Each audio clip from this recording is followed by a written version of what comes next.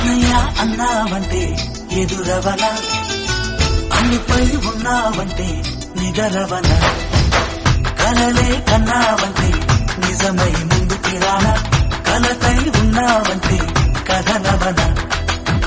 అమ్మలో ఉండే సగం అక్షరం నేనే, నాన్నలో రెండో సగం లక్షణం నేనే.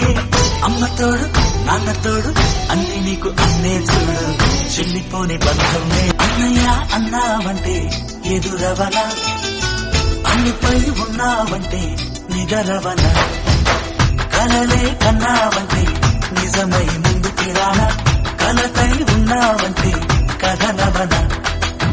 అమ్మలో ఉండే సగం అక్షరం నేనే, నాన్నలో రెండో సగం లక్షణం నేనే.